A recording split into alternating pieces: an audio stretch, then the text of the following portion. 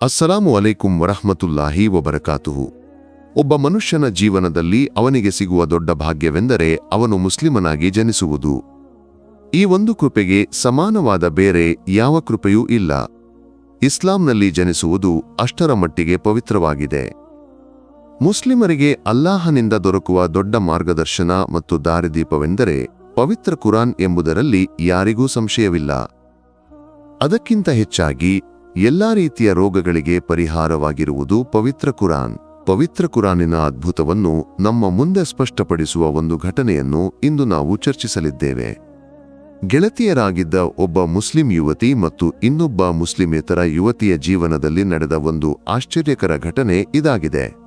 ವಾಸ್ತವವಾಗಿ ಅವರ ಜೀವನದಲ್ಲಿ ಏನಾಯಿತು ಎಂಬುದನ್ನು ನೋಡೋಣ. ಸಂಗೀತ ಎಂಬುದು ಆ ಹಿಂದೂ ಯುವತಿಯ ಹೆಸರು. ರುಬೀನಾ ಎಂಬುದು ಆ ಮುಸ್ಲಿಂ ಯುವತಿಯ ಹೆಸರು. ಇಬ್ಬರೂ ಚಿಕ್ಕ ವಯಸ್ಸಿನಿಂದಲೂ ಒಡನಾಡಿಗಳಾಗಿದ್ದರು. ಒಟ್ಟಿಗೆ ಆಡಿ ಬೆಳೆದವರು.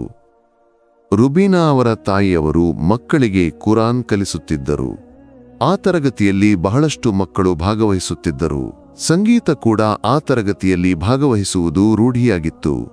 ಹೀಗೆ ಇಬ್ಬರೂ ಮದುವೆಯ ವಯಸ್ಸನ್ನು ತಲುಪಿದಾಗ ಅವರ ಪೋಷಕರು ಅವರನ್ನು ಮದುವೆ ಮಾಡಿಕೊಡಲು ನಿರ್ಧರಿಸಿದರು. ಸಂಗೀತಾಳನ್ನು ಕಟ್ಟಾ ಹಿಂದೂ ನಂಬಿಕೆಯುಳ್ಳವನಿಗೆ ಮದುವೆ ಮಾಡಿಕೊಡಲು ನಿರ್ಧರಿಸಲಾಯಿತು. ಆತನಿಗೆ ಮುಸ್ಲಿಮರ ಹೆಸರು ಕೇಳಿದರೆ ಸಹ ಕೋಪವಾಗುತ್ತಿತ್ತು. ಸಂಗೀತ ಈ ವಿಷಯವನ್ನು ರುಬೀನಾಗೆ ತಿಳಿಸಿದಳು. ಸಂಗೀತಾಳಿಗೆ ಇಸ್ಲಾಂ ಸ್ವೀಕರಿಸಬೇಕೆಂಬ ಆಸೆಯೂ ಇತ್ತು. ಆದರೆ ಅವಳು ತನ್ನ ಪೋಷಕರನ್ನು ಬಹಳಷ್ಟು ಭಯಪಡುತ್ತಿದ್ದಳು. ರುಬೀನಾ ಹೇಳಿದಳು, ನಿನ್ನ ಮನಸ್ಸಿನಲ್ಲಿ ವಿಶ್ವಾಸವಿದ್ದರೆ ಅಲ್ಲಾ ನಿನ್ನನ್ನು ಖಂಡಿತವಾಗಿಯೂ ಸಹಾಯ ಮಾಡುವನು. ಆಗ ಅವಳು ರಹಸ್ಯವಾಗಿ ಇಸ್ಲಾಂ ಸ್ವೀಕರಿಸಿದಳು. ಅವಳ ಗಂಡ ಕೆಲಸದ ನಿಮಿತ್ತ ಹೊರಗಡೆ ಹೋದಾಗ ಅವಳು ಕುರಾನ್ ಓದುತ್ತಿದ್ದಳು. ಹೀಗೆ ಅವಳು ಗರ್ಭಿಣಿಯಾದಳು. ತನ್ನ ಮಗು ಇನ್ನು ಹೇಗೆ ಬದುಕಲಿದೆ ಎಂಬ ಆತಂಕದಲ್ಲಿದ್ದಳು. ಅವಳು ಅಲ್ಲಾಹನ ಬಳಿ ತೀವ್ರವಾಗಿ ಪ್ರಾರ್ಥನೆ ಮಾಡಿದಳು. ಇದೇ ಸಮಯದಲ್ಲಿ ಅವಳ ಗಂಡನಿಗೆ ಒಂದು ರೋಗ ಬಂತು. ಪರೀಕ್ಷೆ ಮಾಡಿದಾಗ ಕ್ಯಾನ್ಸರ್ ಎಂದು ವೈದ್ಯರು ತೀರ್ಪು ನೀಡಿದರು. ವೈದ್ಯರು ಹೇಳಿದರು, ಇವನ ಭವಿಷ್ಯದ ಜೀವನವು ಬಹಳ ಕಷ್ಟಕರವಾಗಿರುತ್ತದೆ. ಇದನ್ನು ಕೇಳಿದ ಗಂಡನಿಗೆ ತೀವ್ರ ಚಿಂತೆ ಮತ್ತು ಭಯ ಆವರಿಸಿತು. ಸಂಗೀತ ಹೇಳಿದಳು, ಯಾರೇ ನಿನ್ನನ್ನು ಕೈಬಿಟ್ಟರೂ ನಾನು ನಿನ್ನನ್ನು ಕೈಬಿಡುವುದಿಲ್ಲ. ನನ್ನ ಬಳಿ ಇದಕ್ಕೆ ಪರಿಹಾರವಿದೆ. ಆಗ ನಿನ್ನ ರೋಗ ಗುಣವಾದರೆ ನನ್ನ ಒಂದು ಆಸೆಯನ್ನು ಈಡೇರಿಸಬೇಕು ಎಂದು ಗಂಡನ ಬಳಿ ಕೇಳಿಕೊಂಡಳು. ಗಂಡ ಒಪ್ಪಿಕೊಂಡನು.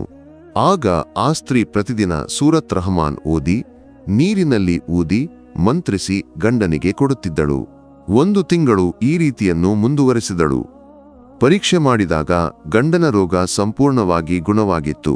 ಇದನ್ನು ಆಶ್ಚರ್ಯದಿಂದ ತಿಳಿದ ಗಂಡ ತನ್ನ ಹೆಂಡತಿಯನ್ನು ಮೆಚ್ಚಿ ಆಕೆಯ ಆಸೆಯನ್ನು ಈಡೇರಿಸಿ ಇಸ್ಲಾಂ ಸ್ವೀಕರಿಸಿದನು. ಈ ಘಟನೆ ನಮಗೆ ಬಹಳ ದೊಡ್ಡ ಪಾಠಗಳನ್ನು ಕೊಡುತ್ತದೆ. ಅಲ್ಲಾಹನ ಮೇಲೆ ಸಂಪೂರ್ಣ ವಿಶ್ವಾಸವಿಟ್ಟು ಬದುಕಿದಾಗ ಅವನಿಂದ ಸಹಾಯವು ಯಾವಾಗಲೂ ನಮಗೆ ಬಂದುಕೊಂಡೇ ಇರುತ್ತದೆ. ಅಲ್ಲಾಹ ನಮಗೆ ಸದ್ಬುದ್ಧಿಯನ್ನು ಕೊಡಲಿ.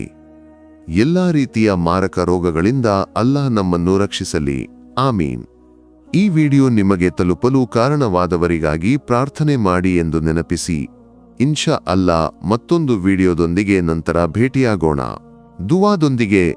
ಅಸ್ಸಲಾಮು ಅಲೈಕುಂ ವರಹ್ಮತುಲ್ಲಾಹಿ ವಬರಕಾತುಹು.